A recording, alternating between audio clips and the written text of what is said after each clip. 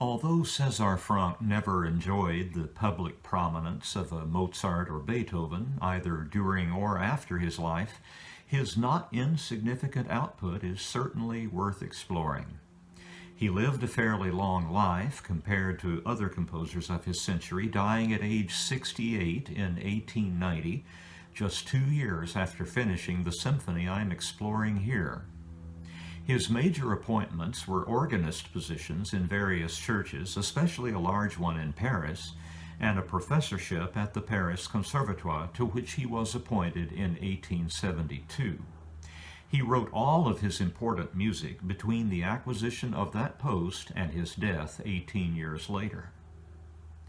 It might be said of Franck's compositional approach that it represented an attempt to marry the Austro-German symphonic tradition with the French sensibility. When you attempt that, you get the symphony in D minor, a work that was anathema to the professionals from the time it was born. Since he couldn't secure a performance of his radical new symphony by the celebrated ensembles of his day, he brought it out in a student performance about a year after he wrote it, and it drew generous outpourings of scorn and ire from the reviewers. He stood by it, though, and promised that the next time he'd take things even further. There was to be no next time. He died about a year after the only performance of the symphony he ever heard. Somehow this work wasn't lost in the scrap heap of music history, but made its way into other parts of Europe and eventually garnered an appreciative following. The symphony reached maximum popularity during the 1970s, the better part of a century after its birth, but seems since that time to have gone into eclipse. That alone is enough to make me want to take a fresh look at it. There's no question that this is an intimidating work, one of the most chromatic you'll ever hear, and somewhat sprawling in its dimensions. It's no easy task to put it across in performance. It poses keen challenges to the average concert-going population and to any conductor and orchestra that attempts to deliver it. That said, it yields rich rewards for anyone who's willing to dig in. I'm willing, and so apparently are you. This is not a project I took on lightly. I have to confess that for most of my life I haven't much cared for the Franck D minor symphony. I've been involved in 3 performances of the work, once as second oboist, once as first oboist, and once as English hornist. I've always enjoyed that exotic-sounding English horn solo in the second movement, but enjoying a tune is not the same as appreciating the symphony it's found in. That last, I think, is an enjoyment that can only be had if one understands the role of that distinctive tune in a sprawling dissertation which, despite its plan of 3 movements, not 4, lasts well over half an hour, even when performed at a brisk pace, and much longer in the hands of conductors who emphasize the lugubrious, of which there is plenty here. But skill and imagination are also represented plentifully in this symphony, and those are the qualities I've come to value during the time I've spent with it preparing this analysis. Here's what I've discovered. To no one's surprise, we have a D minor symphony that ends in D major. So far, I could be describing Beethoven's Ninth or Mahler's Third. We also have a symphony that's informed by the principle of cyclic return, an ideal also realized notably in Beethoven's Ninth, one of the earliest symphonic works to be informed by it. What this means for the Beethoven Ninth and also for the Franck D minor symphony is that themes heard in earlier movements return during the final movement with what might almost be considered literary implications. The parallels I've drawn between these 2 symphonies, composed 64 years apart, are, of course, parallels that Franck himself was keenly aware of. In this respect, he is one of many 19th century composers who understood himself to be laboring in the shadow of that giant, and obliged to respond in some ways to the challenges that Beethoven posed to all his successors. Franck's D minor symphony is in 3 movements, not the 4 of Beethoven's Ninth, the standard number of movements ever since Haydn, although, of course, Beethoven himself stepped outside those guardrails for his 6th symphony and several of his string quartets. The reason Franck's symphony is in 3 movements, not 4, is because in the present case, the traditional slow movement and scherzo have been cleverly collapsed into a single movement, the first such attempt, to my knowledge, and due to be imitated by a number of his successors, including Sergei Rachmaninoff and Paul Hindemith. The opening movement is the longest by far of the 3, mostly on account of the fact that his first theme is no mere theme, but a sprawling theme complex that is repeated in its entirety before moving on. This results in an exposition that's half a movement long. That certainly seems excessive in the description, but the effect when listening to it with understanding is not that at all. Rather, it seems just right. Here's a brief rundown of the exposition's features. First, there's that first theme complex, a single theme in a sense, but presented in both slow and fast versions, so that a casual listener might readily conclude when hearing this piece for the first time that we have a fast-paced symphonic opening movement with a slow introduction. That's not the case, however. That opening music is no slow introduction in the mold of Haydn. It is the theme itself, and the allegro version is simply a further working out of its possibilities. About that theme, its first 3 notes are, in a sense, the symphony's motto, and can be understood as its germ in more than merely musical terms.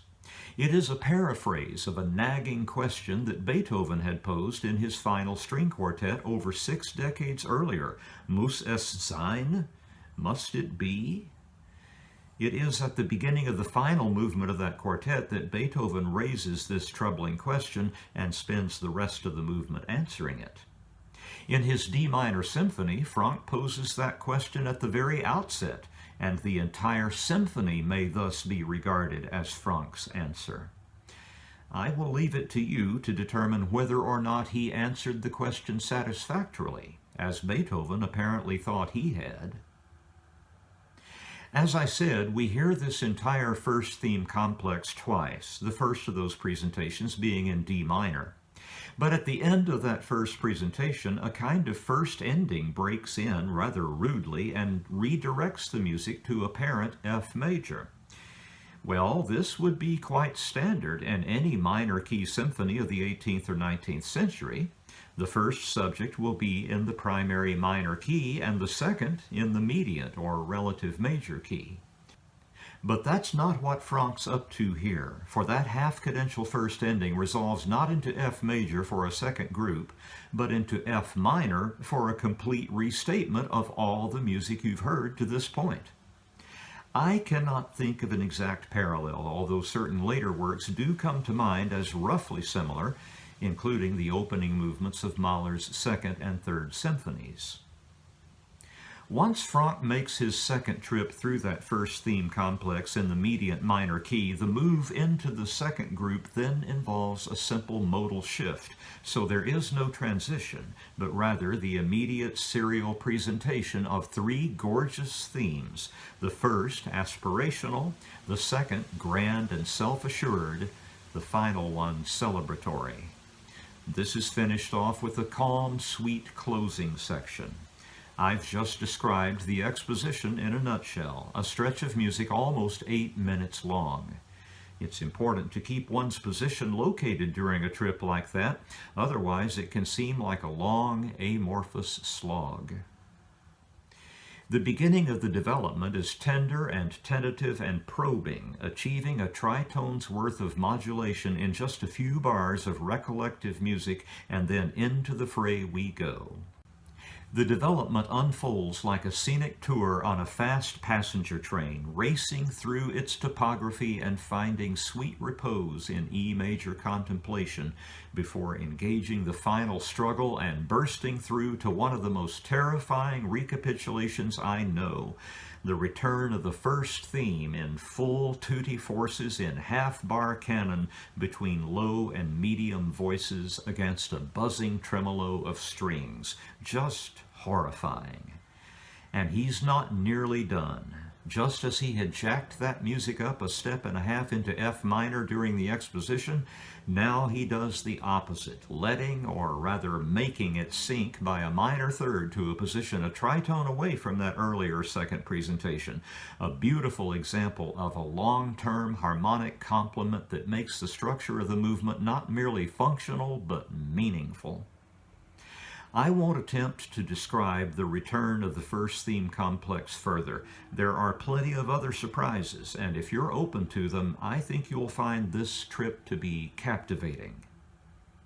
The entire second group is brought back regularly, with changes only in the transposition, D major, not F major, and some of the orchestration. The coda begins just like the development, a trick Franck also learned from Beethoven in all likelihood, and soon becomes darkly recollective, swelling with some of the most threatening sounding music of the movement, but then exploding from its dark Neapolitan cocoon into glorious D major for a grand Picardy ending and some sorely needed brow mopping by the time we're done. And the second half of the symphony beckons. It begins in the unlikely key of B-flat minor with the extraordinary sounds of harp and string pizzicato marshaled to present a colorful harmonic progression in that remote key and set the stage for the main theme.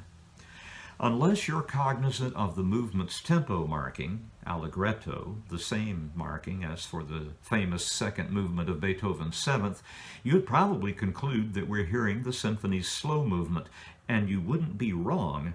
But there's much more to it than that, because this is the first of the great orchestral experiments in the collapsing of slow movement and scherzo. This middle movement is thus divisible into three large sections approximately equal in length and played without pause. The slow movement, a contrasting scherzo but in the same tempo and meter, and a synthesis of the two. The slow movement portion begins with a haunting, vaguely exotic theme sung in the husky voice of the alto oboe, the English horn. It's worth noticing that the English horn's first three notes are a paraphrase of the symphony's motto, the first three notes of Movement 1. In other words, Franck's guiding question is still in view and is being answered. This theme is set forth as a contrasting double period with two statements of its antecedent and consequent paragraphs, the second of those sung as a response to the English horn by other solo voices. By means of a simple modal shift, much as we heard during Movement 1, Franck moves easily into B-flat major for theme B, an agreeable and soaring thing whose head motive is obviously related to the first movement's capstone theme, which I identified there as theme 2B. This is a rich and affecting outpouring, some of the finest music in this symphony, I believe, and it is brought to a simple, matter-of-fact but touching close by an artless little phraselet that will later be expanded wonderfully into a towering coda. The slow movement portion of Movement 2 is brought to its conclusion by the return of the English horn in the original key, now an octave lower and darker than before, and a brief modulatory bridge that aims at G minor for the next big thing. That next big thing is the scherzo portion of the movement, and it's approached gingerly, as you can see. Once it does hit its stride, the perceptive listener will notice that it's tracing the same chord progressions that we heard during the slow movement, only now carried by subtle, feather-light brushstrokes and quiet, pointillistic punctuations. This scherzo also has a B theme, this one a genial but harmonically restless thing in dotted rhythms, taking the AABA plan so often used in thematic construction during the 19th century, running its course unproblematically and setting up the return of the slow movement's music together with that of the scherzo, the synthesis that makes a single movement out of two. I believe the rest will speak for itself, and I invite you to enjoy it with me. The finale follows, ideally without pause, as in this performance by the Frankfurt Radio Symphony Orchestra and director Marc Minkowski. It begins with a bold, assertive D major curtain raiser opening onto a rangy, syncopated, largely triadic theme for cellos and bassoons. The feeling of suppressed energy in this theme is palpable, and it soon bursts forth in all its grandeur. Rather than finding its way to a full D major cadence, however, this theme goes sailing off into a colorful modulatory transition that makes its way in short order to B major for a reassuring tune in the brasses with a full orchestral response. This trails off into uncertainty, and there the exposition ends with a shift to the parallel minor.